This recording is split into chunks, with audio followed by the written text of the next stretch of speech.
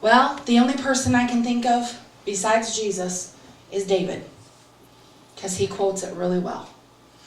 David lived most of his life with enemies who despised him and sought his death. But in the middle of David's tragedies, in the middle of people hating him and that were jealous of him because God picked him and chose him, David wrote psalms like these. The Lord is my shepherd to feed and guide me and shield me. I shall not lack.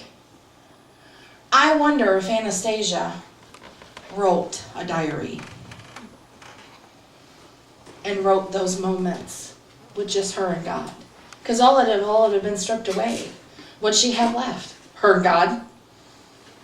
Because David's alone, and here he is, the Lord is my shepherd, to feed and to guide me, to shield me, I shall not lack. He makes me lie down in fresh, tender, green pastures. He leads me beside the still and restful waters. He refreshes and restores my life, myself, my soul. He leads me in the paths of righteousness, uprightness, and right standing with him. Not for me earning it, but because of his name's sake. Yes, though I walk through the deep, sunless valley of the shadow of death, I will fear and dread no evil, for you are with me. Your rod protects, and your staff guides me, and they comfort me. You prepare a table before me in the presence of mine enemies. You anoint my head with oil, and my brimming cup runs over. Surely only goodness and mercy and unfailing love shall follow me all the days of my life. And through the strength of my days, the house of the Lord in his presence shall be my dwelling place. What an incredible psalm, a song to write in the middle of the tragedy, in the middle of the enemies chasing him down. Who knows where David wrote this? It could have been in the cave while Saul is seeking his life. It could have been at the worst moment. Nobody knows. But that's the kind of stuff that comes out of people who know God is their source. Because out of tragedy comes beauty. Out of ashes comes loveliness. That's what happens. I love the verse 5. You prepare a table before me in the presence of mine enemies. God showed me one time, I'm not going to take you out of every situation that you go through. I'm going to set a place for you and bless you right in the middle of everyone who wants to gossip about you and talk about you and run their mouth. How do I know that kind of stuff happens? Because I've been there personally, but I've also watched it. I've watched it when you're the talk of the town for 7 years until somebody puts two and two together and all of a sudden the truth comes out. It happens. Because people love to repeat the lie or the story over and over and over. But eventually it gets old. And then the truth comes out and everybody goes, I didn't know that was the truth. Well, then why'd you repeat the lie? You know, I'm one of those people. If you really want to know something, ask me. One of my pastors, we were down in Traverse City, and one of my kids, and I had, like, you got to understand, I had, if you don't know me, you know that I had like 6 to 9 kids in the house all the time. And if they weren't my foster kid or my adopted kid, they were probably a spiritual kid, one of my, who knows who they were. It was everybody that were just always with us, kind of thing. And so we'd walk in and there was always these extra kids. So I was at church one day and somebody went to my pastor's wife and said, well, one of Jasta's kids did something and I need to let you know. And she goes, go tell her. Oh, she's going to get mad at me. She goes, this is the thing you don't know about Jasta. You've assumed something that is probably true about anybody else here but her.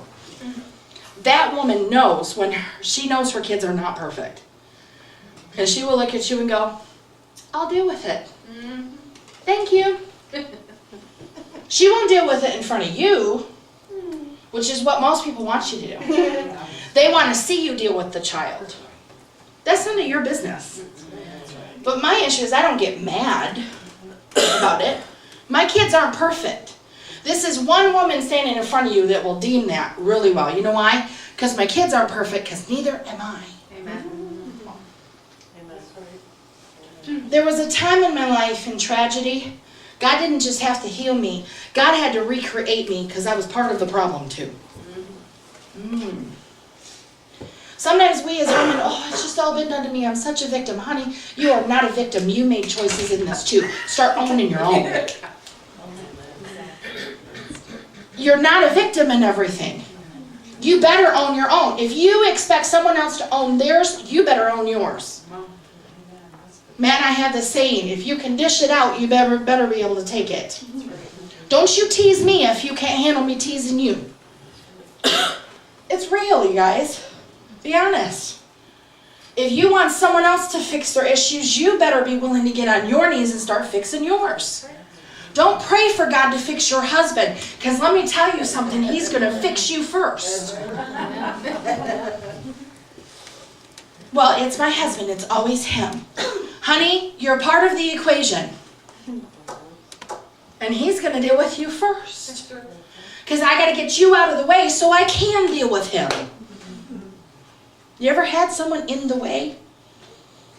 And you can't really go anywhere because they're in the way, but they're asking for your help? That's kind of what happens. So don't think God's going to do that. It's not how it works. But he will make a table for you in the presence of your enemies. If you are humbling yourself before God like David was, where he kept God in the forefront. He wasn't seeking some outer thing. God only. There wasn't anything for else to him to seek, because it was all taken from him. It was just him and God. And he got alone. And he started seeking God and seeking his presence and seeking God's will for his life. You know what God did? He blessed him in the presence of his enemies. He set David up. He actually let Saul show up at the cave.